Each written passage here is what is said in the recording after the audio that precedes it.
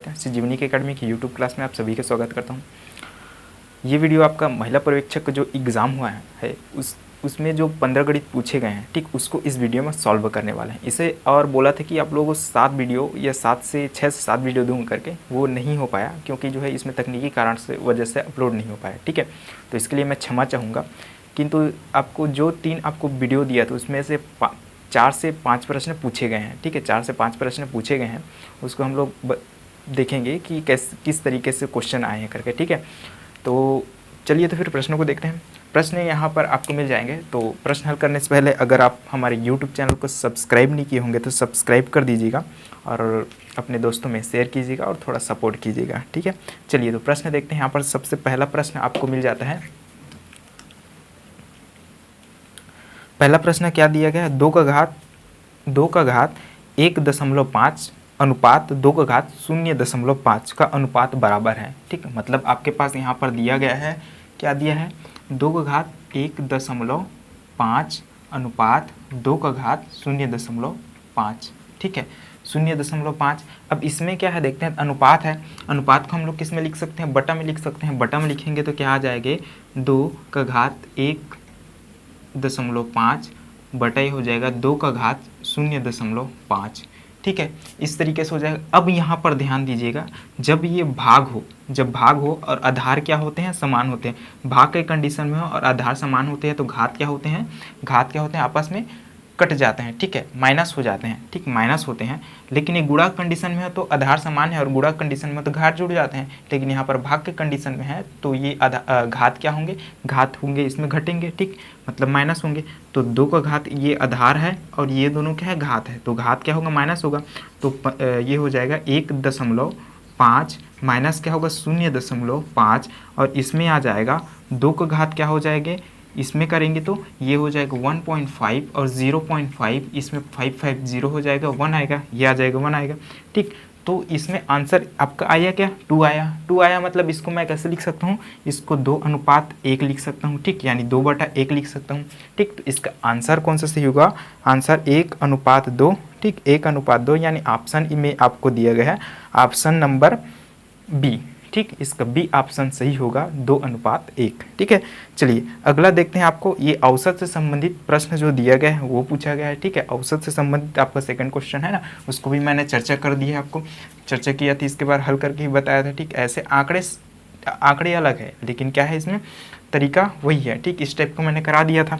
अब यहाँ पर पूछा क्या गया है देख लेते हैं। 87 नंबर का प्रश्न है। यहाँ पर दिया गया है 12 संख्याओं का औसत 15 है। 12 संख्याओं का औसत 15 है तो 12 संख्याओं का कुल योग कितना हो जाएगा? 12 संख्याओं का कुल योग क्या निकलेगा आपके पास? 12 गुणित क्या हो जाएगा? 15। 12 गुणित क्या हो जाएगा? 15। और 12 गुणित 15 करते हैं तो क्या आता है? 12 गुणित 15 करते हैं तो 15 दूनी कितना हो जाता है? 15 दूनी 30, ठीक। 12 गुणित 15 तो ये हो जाता है 15 दूनी 30, 30 को शून्य हासिल है 3, और ये क्या हो जाएगा? इसमें करते हैं तो 15 एकम 15, और ये कितना हो जाएगा? अब इसमें करते हैं तो 80, ठीक है। 15 12 में 180, ठीक है, ऐसे भी कह सकते हैं। अब इसके बाद क्या बोला जाता है देख लेते हैं। यदि एक संख्या 41 को भी शामिल कर लिया जाए तो इन 13 संख्याओं का औसत क्या होगा? यदि एक संख्या 41 को भी शामिल कर दिया जाए। अब इसमें मैं क्या करता हूँ, अब 41 को भी शामिल कर देता हूँ तो ये जो कुल संख्या है, कुल संख्या कितना हो जाता है? ये हो जाता है 13 हो जाता है, ठीक है। संख्या क्या हो जाता है? 13 हो जाती है। इसमें योग कर देता हूँ तो ये हो जाता है 1, ये हो जाता है 2, और यानी 12, 8 और 4 12, 12 का 2 हासिल आया कि ये भी, ठीक। कितना आ गया? 221। 221 यानी कुल पदों का योग कितना आ गया? 21। 221 कुल पदों का योग कितना आ गया? 221 बटा क्या करेंगे? 13। 221 बटा क्या करेंगे? 13। अब 13 क्या है यहाँ पर? कुल संख्या, कुल पदों के योग बटा कुल पदों की संख्या, क्या निकलता है यहाँ पर? औसत निकलता है, ठीक है, औसत निकल कर आता है। तो इसमें क्या करेंगे हम लोग देखते हैं। तो इसके साथ में अगर गुणा करता हूँ, कितना गुणा करता हूँ? 17 का गुणा करता हूँ तो कितना आ जाता है देख लेते हैं हम लोग, ठीक है। 13 सत्ते 91, 13 सत्ते कितना आ जाता है? 91, 91 क्या आ गया? 1, ये आ गया 9, 13 कम 13, 13 और 9 कितना हो जाता है? 13 9 कितना हो जाता है? तो 13 और 9 लेते हैं। 13 और 9 कितना हो जाता है आपके पास? 22, ठीक। 13 और 9 कितना आ जाता है? 22। कितना आ गया यहाँ पर? ये आ गया 13 सत्ते 91, ठीक है। 13 सत्ते क्या हो गया, 13 सत्ते 91, 91 का 1 हासिल आया 9, 13 एकम 13, 13 एकम 13, 13 और 9 कितना आ गया 221, ठीक है। यानी आंसर कौन सा होगा, आंसर ये होगा इसका, आंसर ये होगा इसका, यानी 13 एकम और 13 सत्रम, कितना हो गया 13 सत्रम, ठीक। तो इसमें क्या हो जाएगा, इसमें जो औसत पूछा है 13 संख्याओं का औसत क्या होगा, तो 17 होगा। 13 संख्याओं का औसत क्या होगा, 17 होगा। ऑप्शन डी इसका सही आंसर होगा, ठीक है। चलिए अगला प्रश्न देखते हैं। अगला प्रश्न आपको मिल जाता है यहाँ पर, ये प्रश्न अभी मैंने आप लोगों को करा दिया है, ठीक है। 88 नंबर का प्रश्न, ठीक है। 87 हो गया, तो 88 नंबर का प्रश्न देखते हैं, इसको भी करा दिया हूँ।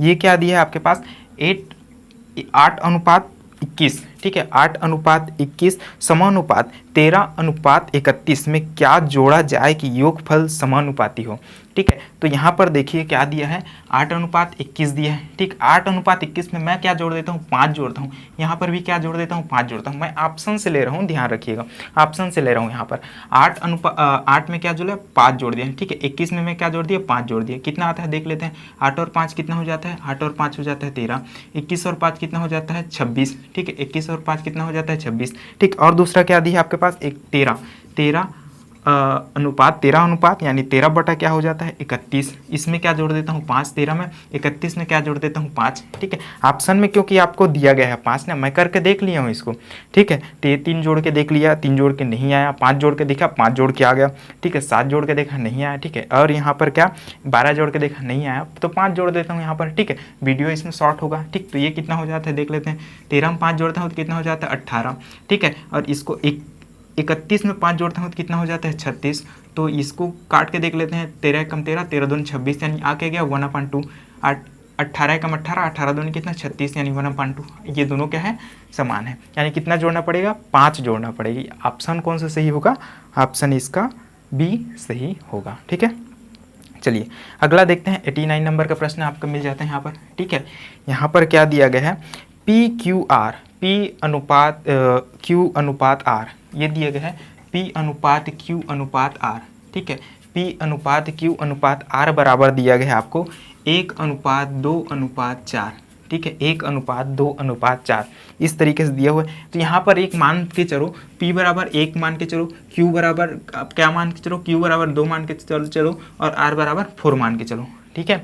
तो यहाँ पर आपको क्या दे दिया गया है, यहाँ पर आपको मिलता है √5 ये P का स्क्वायर प्लस Q का स्क्वायर प्लस R का स्क्वायर, ठीक। इस तरीके से दिया गया। तो मैंने क्या बोला, यहाँ पर P को 1 मान के चलो, तो ये आपको क्या मिल जाता है, P के जगह क्या रखते हैं हम लोग 1 रखते हैं, P के जगह क्या रखेंगे 1 रखेंगे, तो ये तो 5, तो 5 यहाँ पर रहेगा।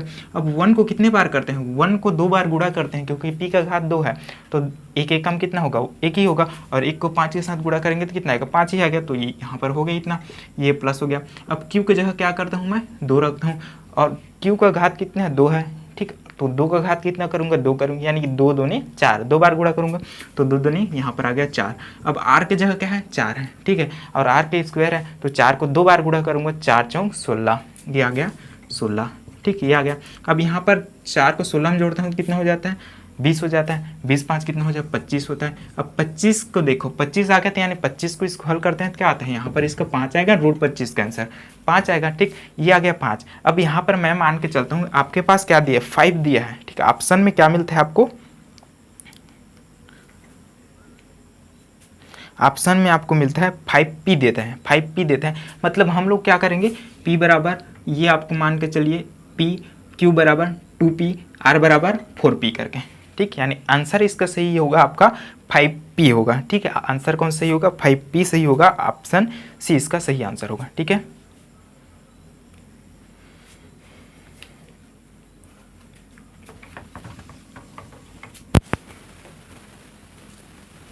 चलिए अगला प्रश्न देखते हैं। आपको 90 नंबर का प्रश्न मिल जाता है, ठीक है। यहाँ फिर मैं इसको भी मैंने करा दिया है, ठीक। इस टाइप के भी प्रश्न कर चुके हैं हम लोग। तो ये अब तक कितना हो गया, 3 हो गया है ना, 3 हो गया, ठीक। 3 क्वेश्चन हम लोग कर लिए थे।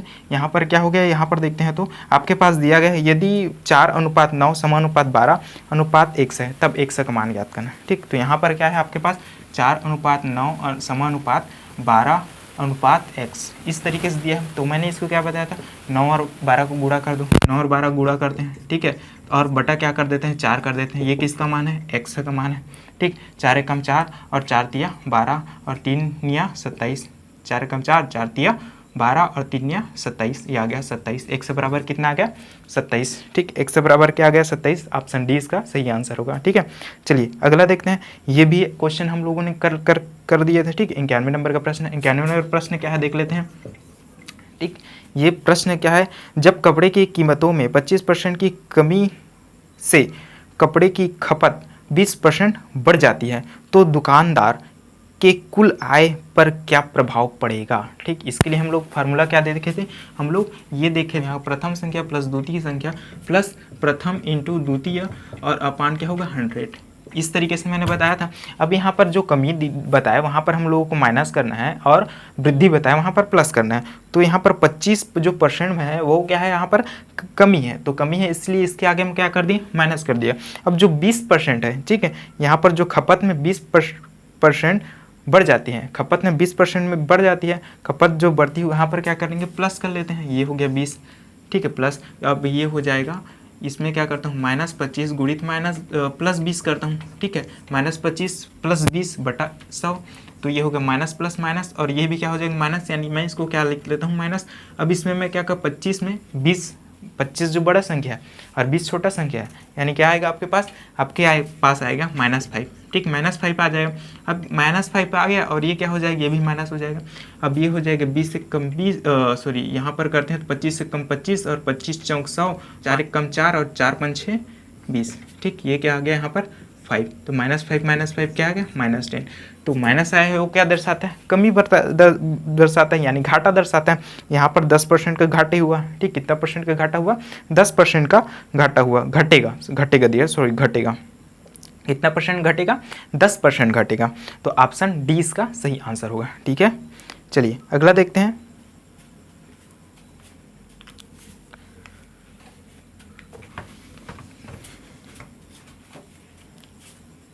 अगला प्रश्न आपको मिल जाता है, एक समबाहु त्रिभुज की प्रत्येक भुजा पर वर्ग बनाया गया, ठीक है, एक समबाहु त्रिभुज की प्रत्येक भुजा पर वर्ग बनाया गया। यदि त्रिभुज की प्रत्येक भुजा 8 सेंटीमीटर हो तो त्रिभुज के प्रत्येक भुजा 8 सेंटीमीटर हो तो संपूर्ण आकृति के क्षेत्रफल ज्ञात कीजिए, ठीक। आपके पास क्या दिया है, ये 8 सेंटीमीटर, ये भी 8 सेंटीमीटर, ये भी 8 सेंटीमीटर। अब मैं यहाँ पर वर्ग बनाता हूँ इस तरीके से, ये भी वर्ग बनता है, ये भी वर्ग बनता है, ठीक है, ये भी 8 होता है, ये भी 8 होता है, ये भी 8 होता है, ये भी 8, ये भी 8, ये भी 8, सभी क्या है 8 है, क्योंकि वर्ग है, ठीक है ना, वर्ग है। तो यहाँ पर बोला है आकृति के क्षेत्रफल निकालते हैं। सबसे पहले समबाहु त्रिभुज है, समबाहु त्रिभुज के क्षेत्रफल बराबर होता है आपके पास √3, क्या होता है आपके पास, यहाँ पर लिख देता हूँ √3/4 a², ठीक है। आपके पास ये जो त्रिभुज दिया है उसके भुजा क्या है, भुजा जो है आपके पास 8 है, तो ये हो जाएगा √3। अब मैं बटा 4 कर लेता हूँ और यहाँ पर क्या आ जाता है आपके पास, ये जो आपको मिलता है यहाँ पर a है, a का मान क्या है, यहाँ पर a का मान 8 है, तो 8 ठीक कितना हो जाएगा 64 हो जाएगा, ये आ जाएगा 64। तो यहाँ पर कितना आ जाता है देख लेते हैं, ये हो जाएगा 4 एक कम 4 और ये होगा 4 एक कम 4 और यहाँ पर कितना हो जाएगा 2, 4 छक्का 24, तो ये क्या आएगा 16√3, ठीक, 16√3 आ गया। अब 16√3 आया, फिर उसके बाद क्या करते हैं, अब यहाँ पर क्या है 3 जो है आपके पास वर्ग है, तो वर्ग का क्षेत्रफल बराबर क्या होता है, वर्ग का क्षेत्रफल बराबर भुजा स्क्वायर, भुजा स्क्वायर मतलब क्या करेंगे, मैं 8 का करता हूँ तो 8 स्क्वायर होगा, यानी कितना होगा 8 8 64 होगा। तो 64 को मैं 3 बार जोड़ देता हूँ तो कितना हो जाता है 1 2 3, ठीक, 3 चौक 12, 12 का 2 हासिला 1, ठीक है। अब इसमें क्या हो जाता है 6 18 और 18 1 19, कितना हो गया 192, ये किसके इसके साथ जुड़ेगा, मतलब क्या हो जाएगा 192 प्लस ये हो जाएगा 16√3, ठीक, ये आएगा और ये क्या रहेगा आपके पास वर्ग में रहेगा, ठीक है, वर्ग सेंटीमीटर, ठीक। ये क्षेत्रफल पूछा गया, तो क्षेत्रफल पूछा है तो ये क्या होगा आपके पास, इसका ऑप्शन कौन सा सही होगा, ऑप्शन सी इसका सही आंसर होगा, ऑप्शन सी इसका सही आंसर होगा, ठीक है। सेंटीमीटर स्क्वायर है ना, या फिर वर्ग सेंटीमीटर स्क्वायर, ठीक, क्योंकि जो भुजा है वो 8 सेंटीमीटर में दिया गया, वर्ग सेंटीमीटर या सेंटीमीटर स्क्वायर भी बोल सकते हैं जिसको, ठीक, ये होगा।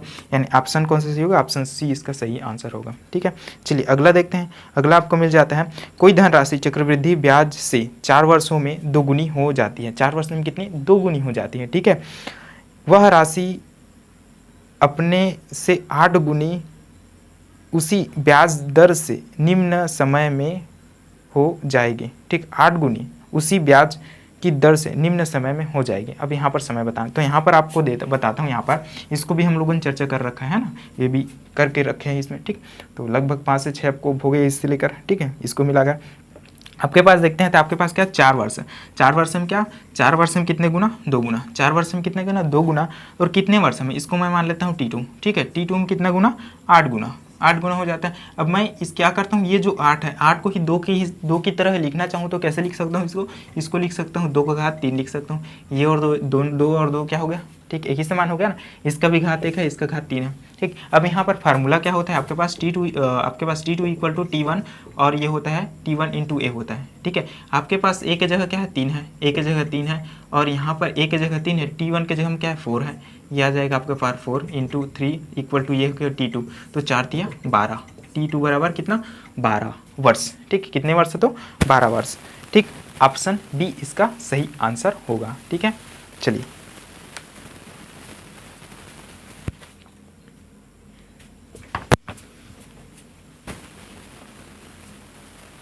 अगला प्रश्न आपको यहाँ पर मिल जाएगा। अगला प्रश्न आपको देखने, यदि तेल का मूल्य 90% बढ़ गया, ठीक, ये भी करके रखे हैं, ठीक है, ये भी किए थे, ठीक है। इस प्रश्नों को भी हम लोगों ने हल करके देखे थे, ठीक है। तो आपके पास क्या मिलता है, यदि तेल का मूल्य 90% बढ़ गया, यदि तेल का मूल्य 90% बढ़ गया तो बताइए कि तेल का प्रयोग कितने प्रतिशत कम किया जाए कि खर्च में वृद्धि ना हो, खर्च में वृद्धि ना हो, ठीक। तो चलिए तो देखते हैं यहाँ पर, हमें यहाँ पर वृद्धि प्रतिशत, कमी और वृद्धि और कमी प्रतिशत, ठीक है, वृद्धि और कमी प्रतिशत, ठीक। ये क्या होता था, ये होता था आपका परसेंट लिखते थे और परसेंट बटा क्या करते थे 100, वृद्धि है तो क्या करते हैं, वृद्धि पूछा जाता है, यहाँ पर माइनस करना है, कमी पूछा जाए तो प्लस करना है, यहाँ पर परसेंट होगा इंटू क्या होगा 100 होगा, इस तरीके से बताया था। अब यहाँ पर 90 बढ़ाया जा रहा है, ठीक है। तो यहाँ पर क्या पूछा जा रहा है, कितने प्रतिशत कम किया जाए, कितने प्रतिशत कम किया जाए, यहाँ पर कमी पूछा जा रहा है, ठीक है, कमी पूछा जा रहा है तो यहाँ पर क्या होगा, प्लस होगा, ठीक। तो ये हो जाएगा P बाई क्या हो जाएगा, P की जगह हम लोग कितना करेंगे 90, और ये हो जाएगा 100 प्लस 90 हो जाएगा, ठीक है, और इंटू क्या होगा 100 होगा, ठीक है। तो ये क्या हो जाता है, ये आपके पास मिल जाता है, ये 90 बटा क्या हो जाएगा आपके पास, 90 बटा ये हो जाएगा 190 इंटू क्या होगा 100, ठीक है। ये शून्य कटा आया क्या 900 बटा ये हो जाएगा 900 बटा 19, ठीक है। 900 बटा कितना आ गया 19, और 900 बटा 19 को हल करते हैं तो क्या मिलता है आपके पास, 900 बटा 19 को हल करते हैं तो आपके पास ये निकल जाता है, ये 47 सही 7 बटा 19%, ठीक है। 47 सही 7 बटा 19%, ठीक है। यानी ऑप्शन कौन सा सही होगा, ऑप्शन बी इसका सही आंसर होगा, ठीक है। चलिए अगला देखते हैं। अगला आपको मिल जाता है, अगला प्रश्न हम लोगों के पास है,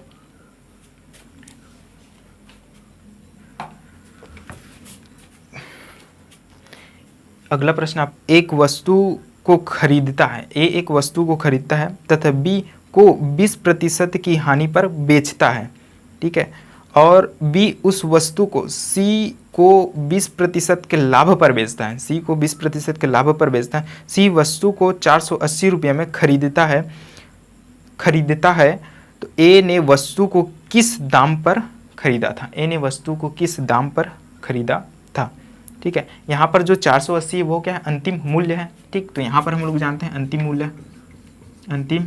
मूल्य इक्वल क्या होता है, प्रथम मूल्य, ठीक, इंटू क्या होता है, इंटू होता है 100, और ये होता है 100 प्लस माइनस जो भी परसेंट होता है, यहाँ पर परसेंट होता है, बटा क्या होता है 100 होता है, ठीक। इस तरीके से हम लोग लिखते हैं। तो यहाँ पर अंतिम मूल्य क्या है 480 है, ठीक। प्रथम मूल्य हमें ये ज्ञात करना है, मान लिया जाए x है ना, x है। अब इसके बाद क्या हो जाता है, इसमें बोला जाता है बी ने 20% हानि पर, तो 20% हानि मतलब 100 में 20 घटाते हैं तो कितना 80 आ जाता है, 80 बटा क्या हो जाता है 100, ठीक। 80 बटा कितना आ गया 100, 80 बटा 100। अब उसके बाद क्या करता है, बी उस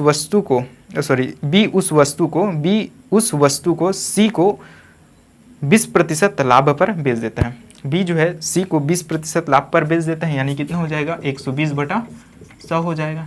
ठीक, ये हो गया। अब इसको हल करते हैं तो क्या आ जाता है, ये जीरो कैंसिल, ये जीरो कैंसिल, ये जीरो कैंसिल। ठीक है, इतना कट गया। ठीक है, अब इसको काटते हैं तो क्या हो जाता है, अब देख लेते हैं। x बराबर लेंगे तो ये हो जाएगा आपके पास, ये हो जाएगा 480 गुणित क्या हो जाएगा 100 यहाँ पर आ जाएगा, बटा क्या हो जाएगा 8 गुणित क्या हो जाएगा 12 आ जाएगा।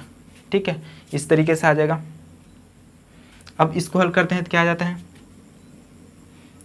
8 × 8, 8 × 6 = 48 और ये शून्यम आ गया। ठीक है, और इसको करते हैं तो क्या आ जाता है 6 × 6 शून्यम और ये हो जाएगा, या फिर ऐसे कर सकता हूँ 12 × 12, 12 × 5 = 60। ठीक, आता क्या है आपके पास 500। ठीक, x बराबर क्या आ गया 500, x बराबर क्या आ गया 500 आ गया। ठीक, ऑप्शन ए इसका सही आंसर होगा। चलिए अगला देखते हैं। अगला आपको मिल जाता है किस मूलधन, ठीक है 96 नंबर का प्रश्न है, किस मूलधन का साधारण ब्याज 6 सही 1/4% वार्षिक ब्याज की दर से 1 रुपया प्रतिदिन होगा यदि वह वर्ष लीप वर्ष नहीं हो। यदि वह वर्ष लीप वर्ष नहीं हो तो साधारण ब्याज का फार्मूला होता है साधारण ब्याज बराबर मूलधन गुणित दर गुणित समय। ठीक, मूलधन गुणित दर गुणित समय बटा 100। ठीक है, इस तरीके से होता है। तो इसको हल कर लेते हैं। अगला प्रश्न यहाँ पर है, तो यहाँ पर जो दर देखते हैं, दर जो आर है इसको कैसे लिखेंगे, यहाँ पर जो दिया है सी 6 सही 1/4, इसको 4 × 6 = 24, 24 और 1 24 और 1 25, 25/4 इस तरीके से लिख लेंगे। ठीक है, तो आपके पास जो ब्याज है, ब्याज का 1-1 रुपया प्रतिदिन लग रहा है, यानी ब्याज हो क्या हो जाएगा, ये अब साधारण ब्याज बराबर देखते हैं, साधारण ब्याज बराबर आपके पास होता है P × R × T होता है, बटा क्या होता है 100 होता है। इस तरीके से होता है ना, इस तरीके से होता है। अब साधारण ब्याज बराबर 1 हो गया, P बराबर कितना है, P बराबर हमें जो निकालना है, ठीक है ये P लिख लेता हूँ। ठीक, R बराबर कितना है देख लेते हैं, 25 बटा क्या हो गया 4 हो गया। ठीक, गुणित कर लेता हूँ, यहाँ पर ये 100 हो गया। और समय देखता हूँ, समय क्या है, समय जो है वार्षिक है। ठीक है, और प्रतिदिन बोल रहे हैं, यानी 1 बटा क्या होगा 1 बटा क्या, अब यहाँ पर देखते हैं तो साधारण वर्ष में कितने दिन होते हैं 65 दिन होते हैं, यानी 365 गुणित क्या हो जाएगा 1/365 होगा, 300 क्या होगा 65 होगा। ठीक, इस तरीके से आ जाएगा। अब इसको हल करते हैं तो क्या हो जाता है देख लेते हैं, 25 से कम 25, 25 चौक क्या हो जाता है 100, 25 से कम 25, 25 चौक 100। और इसको हल करते हैं तो क्या आ जाता है, ये देख लेते हैं तो ये हो जाएगा P बराबर क्या निकल आएगा आपका, ये निकल कर आ जाएगा आपका 4 चौक 16, 365 गुणित क्या हो जाएगा 16, 365 गुणित 16। ठीक है, 365 गुणित 16 और इसको हल करेंगे तो क्या हो जाएगा,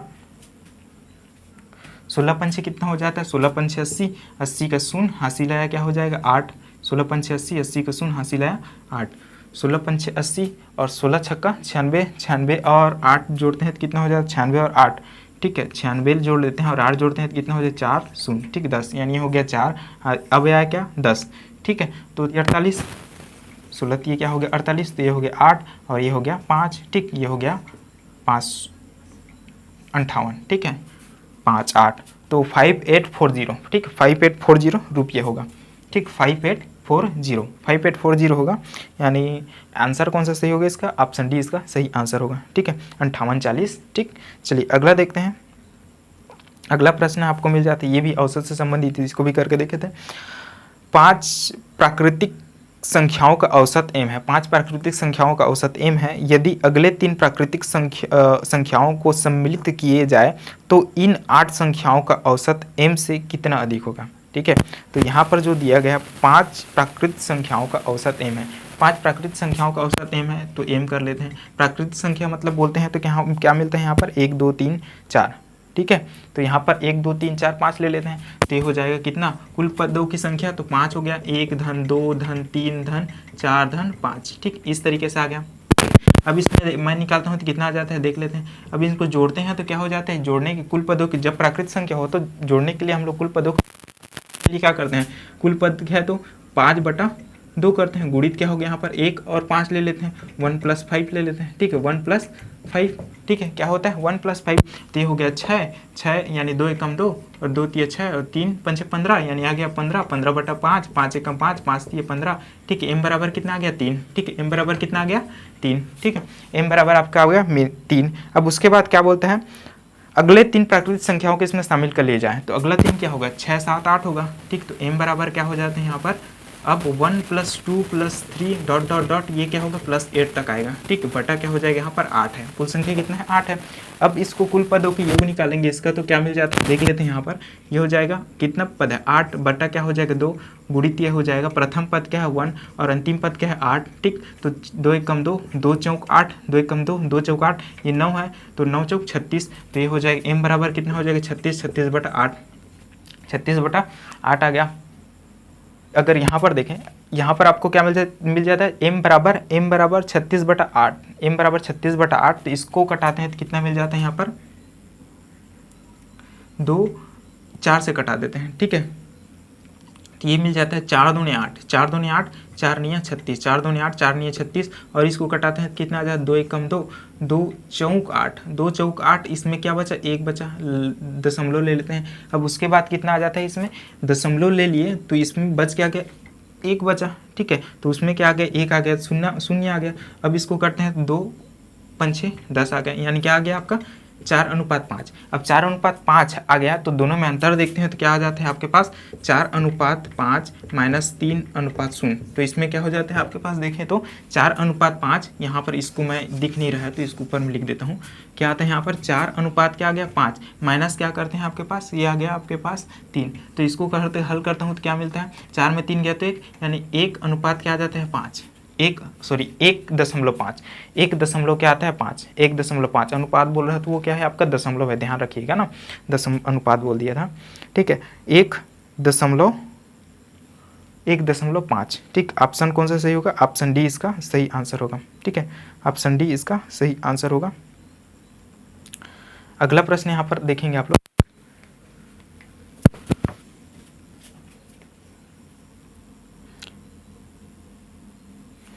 ए की आय। अगला प्रश्न यहाँ पर है आपका ए की आय 5%, ए की आय का 5%, बी की आय का 15% के बराबर है, ठीक। चलो करते चलते हैं यहाँ पर ए की आय का 5%, यानी ये क्या हो इंटू 5 अपान क्या होगा 100, बी की आय का 15%, बी इंटू क्या हो गया 15/100, ठीक है। इस तरीके से हो गया। अब उसके बाद क्या बोलता है तथा बी की आय का 10% और सी की आय का 20% के बराबर है। यदि सी की आय 2000 रुपये हो तो तीनों की कुल आय कितनी है, तीनों की कुल आय कितनी है ये बताना है। तो यहाँ पर ये हो गया, इसको हल करते हैं तो क्या मिलता है 0, 100 और 100 कैंसिल, ठीक है। ये हो गया ए बराबर ए इंटू क्या होगा ए इंटू 5 एकम 5 और 5 3 15, तो ए इंटू 1, ए इंटू क्या हो गया ए इंटू 1 इक्वल बी इंटू क्या हो गया 3, तो ए अपान बी इक्वल टू करते हैं 3/1, ठीक। ये क्या आ गया 3/1। और वैसे ही आपके पास क्या दिया है बी का 10, ठीक। आपको क्या मिलता है बी का 10%, यानी इसको 100 कट ही जा रहा है, यानी बी गुणित 10 ही लिखते हैं और इक्वल लिखते हैं सी गुणित कितना लिखते हैं 20, ठीक है। सी गुणित कितना लिखते हैं 20, ठीक। ये आ गया 20, सी गुणित कितना लिखते हैं 20, ठीक। क्योंकि यहाँ पर 100 कट ही जा रहा है ना, इसलिए क्या लिखे हम लोग 10 और 20, 0 कैंसिल आएगा बी बटा सी इक्वल टू क्या आया एक आपके पास 2/1, ठीक है। 2/1 आ गया। अब यहाँ पर देखते हैं क्या होता है ए अनुपात बी, ए अनुपात क्या करता हूँ मैं बी करता हूँ इक्वल क्या करता 3:1 आता है। इसमें देखते हूँ बी अनुपात सी करता हूँ तो इसमें 2:1 आता है। यहाँ पर देखते हैं बी का मान 1 है, यहाँ पर बी का मान 2 है, ठीक। इसको इक्वल करते हैं तो क्या हो जाता है इस 2 को 3 के साथ गुणा करता हूँ, क्या हो जाता है ये 2 3 6 हो गया, 2 एकम 2 हो गया, ठीक। ये हो गया। अब इस 1 को क्या कर सकता हूँ मैं 1 के साथ गुणा करता हूँ, क्या हो गया ये हो जाएगा 1, ठीक। तो ए अनुपात बी अनुपात सी बराबर क्या आ गया 6:2:1, 6:2:1, ठीक। यानी आपके पास जो मिला है मान लिया जाए आपका कुल आय कितना है, कुल आय मान लिया जाए x है, कुल आय कितना है x है, x के साथ आपको कितना है सी को कितना मिला है 2000, सी को कितना मिला है 2000, सी का मान क्या है 1 है, सी का मान क्या है 1 है, 1/, कितना होता है सबको जोड़ देते हैं तो ये 9, 1/9 इक्वल टू कितना हो जाए 1/9 इक्वल टू हो जाता है इक्वल टू 2000, ठीक। ये हो गया 2000। अब इसमें क्या x बराबर निकालता है, इसको तिर्यक गुणा करता हूँ 2000 गुणित क्या होगा 9 और ये हो x बराबर क्या हो जाए 9 2 18, ये हो गया 18000, ठीक। कितना हो गया 18000। ऑप्शन सी इसका सही आंसर होगा, ठीक है। ऑप्शन सी इसका सही आंसर होगा। अगला देखते हैं, अगला यहाँ पर आपको मिल जाता है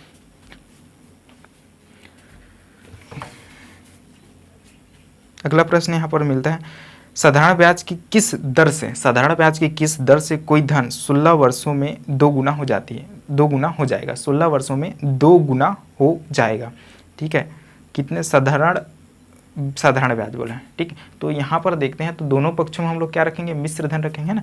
तो आपके पास क्या मिलता है, ये 2 गुना हो जाते हैं। किसके 2 गुना हो जाते हैं, मूलधन के 2 गुना हो जाता है। तो सबसे पहले यहाँ पर 2p लिखते हैं, ठीक, इक्वल लिखते हैं। इसके बाद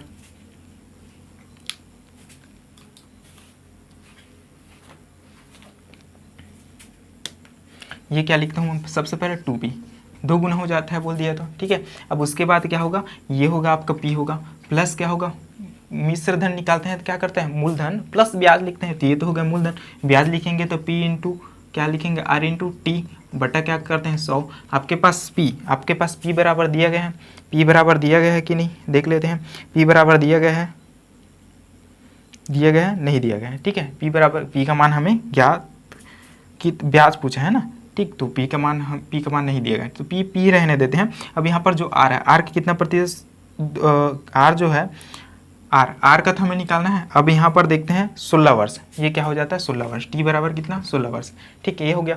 अब यहाँ पर देखते हैं, यहाँ से p कॉमन निकल जाएगा, मतलब क्या हो जाएगा, मतलब मैं p को इधर पक्षांतर कर देता हूँ तो 2p में एक p गया तो कितना p ही बचेगा, यानी क्या हो जाएगी, ये p हो जाएगा, ठीक है, p हो जाएगा। और ये क्या हो जाएगा, p इंटू r इंटू क्या हो जाएगा 16/100, ठीक। p और p क्या हो जाएगा कैंसिल, यहाँ पर क्या बचेगा 1, और ये हो जाएगा r इंटू क्या हो जाएगा 16 बटा क्या हो जाएगा 100, 16 बटा क्या हो जाएगा 100, ठीक है, 16/100, ठीक। अब इसके बाद क्या होते हैं देख लेते हैं। तो ये हो जाता है आपके पास, ये हो जाएगा आपका r बराबर निकालना चाहे तो ये हो जाएगा आपका ये 100 बटा क्या हो जाएगा 16, ठीक है, 100 बटा कितना हो जाएगा 16 हो जाएगा, ठीक। इसको हल करते हैं तो कितना आ जाता है देख लेते हैं। इसको हल करेंगे तो क्या मिल जाता है आपका, ये 4 चौक 16, ठीक है, 4 चौक 16, 4 दूने 8, यहाँ पर क्या है 4 दूने 8, यहाँ पर 2 आ गया, 4 5 6 20 हो गया, ठीक है। और इसको हल करते हैं तो कितना आ जाता है, 4 छक्का 24, 4 एकम 4, 4 छक्का 24, 24 आ गया। यहाँ पर क्या बचा 1 आया, तो यहाँ पर हो गया दशमलव, ठीक है, 4 दूने 8 हो जाता है और फिर 0 आ जाता है, फिर उसके बाद 4 5 6 20, ठीक, क्या आ गया 6.25। इसका ऑप्शन कौन सा सही होगा, आंसर 6.25% और ऑप्शन डी इसका सही आंसर होगा, ठीक है। और यहाँ पर जो दिया गया है 100 नंबर का प्रश्न जो आप देखेंगे, एक सप्ताह में 1 घंटे का दशमलव में मान कितना है, एक सप्ताह में 1 घंटे का दशमलव में मान कितना है। तो एक सप्ताह, यहाँ पर देखते हैं एक सप्ताह यानी एक दिन में 24 घंटा, 24 घंटा मतलब आपके पास क्या निकल जाता है, इसको करेंगे तो 1 बटा क्या करते हैं 24 गुणित क्या करते हैं 7 आता क्या है। इसको हल करने के बाद इसको हल करेंगे तो सिंपल आपके पास मिल जाएंगे क्या 0.0059 और ये मिलेगा 5 लगभग में ना, ठीक, इस तरीके से आपको मिलेगा। यानी ऑप्शन कौन सा सही होगा, ऑप्शन ए इसका सही आंसर होगा, ठीक। ये आपका 100 प्रश्न है, ठीक है। तो मिलते हैं अगले वीडियो में, तब तक के लिए धन्यवाद।